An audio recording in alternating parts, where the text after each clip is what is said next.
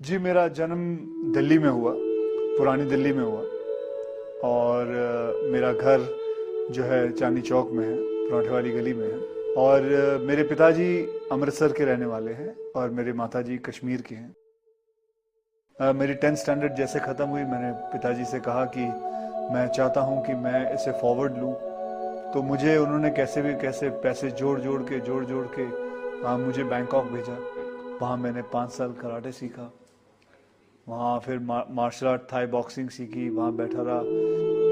फिर उसके बाद मैं कलकत्ता पहुँचा, वहाँ काम किया। फिर ढाका पहुँचा, वहाँ काम किया। दिल्ली में भी मैंने कुंदन की ज्वेलरी के काम करता था।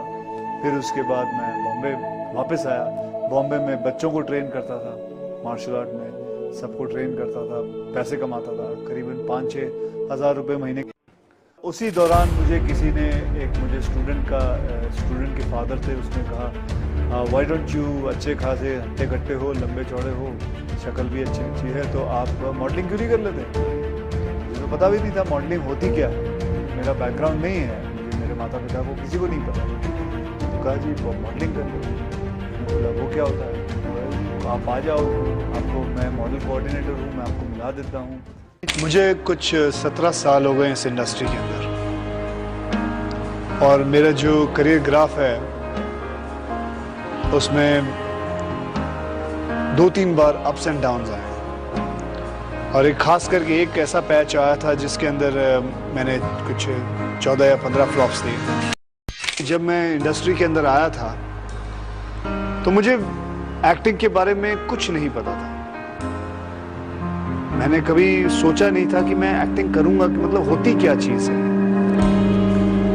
और जब मेरी फिल्में रिलीज हुई तो उन्होंने कहा कि he acts like a furniture. उस पैच ने मुझे काफ़ी कुछ सिखाया, एक मुझे समझदार इंसान बनाया, एक मुझे बात बताई कि ज़िंदगी में ऐसा दौर, हर एक की ज़िंदगी में ऐसा आता है, और जब बुरा वक्त आता है उस वक्त बल्कि और you have to calm down yourself and try and understand it and wait for your time to come so that you can strike back.